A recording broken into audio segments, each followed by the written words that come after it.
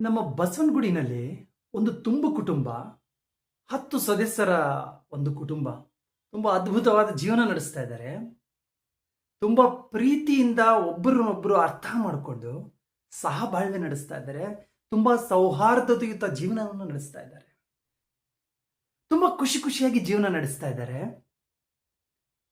ಅವರು ಒಂದು ವ್ಯವಸ್ಥೆ ಮಾಡ್ಕೊಂಡಿದ್ದಾರೆ. ಏನು ಅದು ವ್ಯವಸ್ಥೆ ಅಂದ್ರೆ, ಅವರ ಒಂದು ಫ್ಯಾಮಿಲಿನಲ್ಲಿ, ಅವರ ಒಂದು ಕುಟುಂಬದಲ್ಲಿ ಏನು ಮಾಡಿದ್ರು ಎಲ್ಲರನ್ನೂ ಇನ್ವಾಲ್ವ್ ಮಾಡ್ತಕ್ಕಂಥದ್ದು, ಎಲ್ಲರ ಅಭಿಪ್ರಾಯ ತಿಳ್ಕೊಳ್ತಕ್ಕಂಥದ್ದು, ಅದರ ಮೇಲೆ ಒಂದು ಪ್ರಜಾಪ್ರಭುತ್ವವನ್ನು ಅಲ್ಲೇ ಒಂದು ಚಿಕ್ಕದಾಗಿ ಸ್ಥಾಪನೆ ಮಾಡ್ಕೊಂಡಿದ್ದಾರೆ. ಹೇಗೆ ಅಂದರೆ, ಒಂದು ಚಿಕ್ಕ ಉದಾಹರಣೆ ಕೊಡ್ಬೇಕಂದ್ರೆ, ನಾಳೆ ಬೆಳಿಗ್ಗೆ ತಿಂಡಿ ಏನು ಮಾಡಬೇಕು ಅಂದರೆ 10 ಜನ ಒಂದು ಚಿಕ್ಕ ವಾಟ್ಸಪ್ ಗ್ರೂಪ್ ಮಾಡಿದ್ದಾರೆ. ಅದರಲ್ಲಿ ಒಂದು 4 ಆಪ್ಷನ್ನ ಪೋಲ್ ಕಳಿಸ್ತಾರೆ. ಅತಿ ಹೆಚ್ಚು ಓಟು ಯಾವ್ದಕ್ಕೆ ಬಿದ್ದಿದೆ ಆ ತಿಂಡಿ ಆಗತ್ತೆ ನಾಳೆ. ಅದೇ ಥರ ಲಂಚ್, ಅದೇ ಥರ ಡಿನ್ನರ್. ಅವ್ರ ಮನೇಲಿ ಏನೇ ಒಂದು ನಿರ್ಧಾರ ಮಾಡಬೇಕು ಅಂದ್ರು, ತಿಂಗಳಿಗೆ ಇಂತಿಷ್ಟ ಬಜೆಟ್ ಬೇಕು ಅಂದರೆ ಆ ಬಜೆಟಲ್ಲಿ ಏನೇನು ಇರಬೇಕು, ತಿಂಗಳಿಗೆ ಎಷ್ಟು ಬಜೆಟ್ ಆಗುತ್ತೆ ಅಂತ ಹೇಳ್ಬಿಟ್ಟು ಎಲ್ಲರೂ ಮಾತಾಡಿಕೊಂಡು ತಮ್ಮ ವೋಟಿಂಗ್ ಮುಖಾಂತರ ಅಭಿಪ್ರಾಯ ವ್ಯಕ್ತಪಡಿಸ್ಕೊಂಡು ನಿರ್ಧಾರಗಳನ್ನ ತಗೊಳ್ತಾ ಇದ್ದಾರೆ. ಅದೇ ಥರ ನೀವು ಯಾವುದೇ ಒಂದು ಮನೆ ಚೇಂಜ್ ಮಾಡಬೇಕು, ಒಂದು ಹೊಸ ಮನೆ ಖರೀದಿ ಮಾಡಬೇಕು ಅಂದ್ರೂ 2 ಮನೆಗಳನ್ನ ಶಾರ್ಟ್ ಲಿಸ್ಟ್ ಮಾಡ್ಕೊಂಡ್ಬಿಟ್ಟು ವೋಟ್ ಹಾಕ್ಬಿಟ್ಟು ಅತಿ ಹೆಚ್ಚು ವೋಟ್ ಯಾವುದಕ್ಕೆ ಬರ್ತಾ ಇದೆ ಅದನ್ನ ನಿರ್ಧಾರ ತಗೊತಾ ಇದ್ದಾರೆ.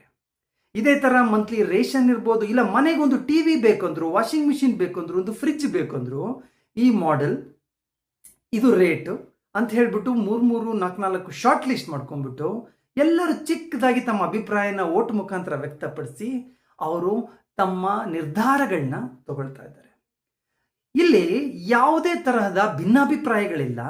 ಎಲ್ಲರೂ ಸೌಹಾರ್ದಯುತವಾಗಿ ಪ್ರೀತಿ ಪಾತ್ರರಿಂದ ಪ್ರೀತಿನ ಹಂಚಿಕೊಂಡು ಒಬ್ಬರನ್ನೊಬ್ಬರನ್ನು ಬೆಳೆಸ್ತಾ ಅದ್ಭುತವಾದ ಜೀವನ ನಡೆಸ್ತಾ ಇದ್ದಾರೆ.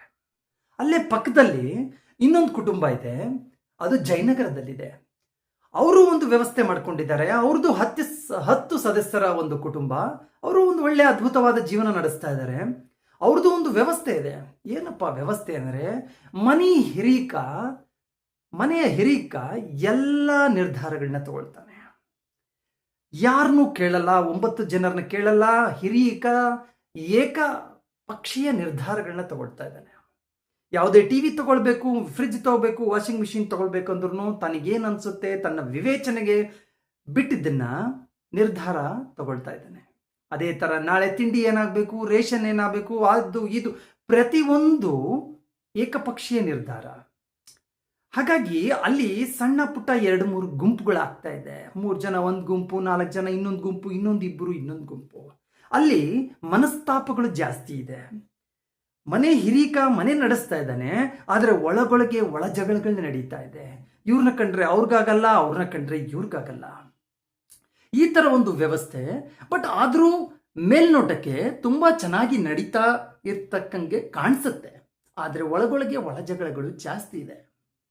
ಸ್ನೇಹಿತರೆ, ಈ 2 ಕುಟುಂಬಗಳು, ಒಂದು ಬಸವನಗುಡಿಯ ಕುಟುಂಬ ಹಾಗೂ ಒಂದು ಜಯನಗರದ ಕುಟುಂಬ, ನಾನು ನಿಮ್ಮ ಅಭಿಪ್ರಾಯ ಕೇಳಲು ಬಯಸ್ತೇನೆ. ಇಲ್ಲಿ ಯಾವ ಥರ ಕುಟುಂಬಗಳಲ್ಲಿ ಯಾವ ಕುಟುಂಬ ತುಂಬ ಚೆನ್ನಾಗಿ ನಡೆಸ್ಕೊಂಡು ಹೋಗ್ತಾ ಇದೆ, ಯಾವ ಕುಟುಂಬ ಮಾಡೋ ಒಂದು ವಿಧಾನ ನಿಮಗೆ ತುಂಬ ಇಷ್ಟ ಆಗ್ತಾ ಇದೆ.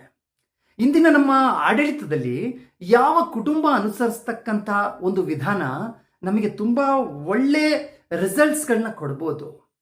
ದಯವಿಟ್ಟು ಸ್ನೇಹಿತರೆ, ಈ 2 ಕುಟುಂಬಗಳ ವಿಧಾನವನ್ನು ನೀವು ಕಂಪೇರ್ ಮಾಡಿಬಿಟ್ಟು, ಎವ್ಯಾಲ್ಯುಯೇಟ್ ಮಾಡಿಬಿಟ್ಟು ನಿಮ್ಮ ಅತ್ಯಮೂಲ್ಯ ಅನಿಸಿಕೆಗಳನ್ನು ಕಮೆಂಟ್ ಮೂಲಕ ತಿಳಿಸಿ. ದಯವಿಟ್ಟು ಇದನ್ನು ನೀವು ಏನೇ ಒಂದು ರಿಸಲ್ಟ್ ಕೊಟ್ಟರು ಇದನ್ನು ನಿಮ್ಮ ಒಂದು ಸಣ್ಣ ಗ್ರಾಮ ಪಂಚಾಯಿತಿಗೆ, ನಿಮ್ಮ ತಾಲೂಕ್ ಪಂಚಾಯಿತಿಗೆ, ನಿಮ್ಮ ಒಂದು MP ಚುನಾವಣೆಯ ಆಡಳಿತಕ್ಕೆ ಇದನ್ನು ನೀವು ತರ್ಕಬದ್ಧವಾಗಿ ಕಂಪೇರ್ ಮಾಡಿ ಅದಕ್ಕೆ ತುಲನೆ ಮಾಡಿ ನೋಡಿ. ಯಾವ ವಿಧಾನ ನಾವು ಅನುಸರಿಸಿದ್ರೆ ನಮ್ಮ ಒಂದು ಸಮಾಜ ಅತ್ಯದ್ಭುತವಾಗಿರುತ್ತೆ.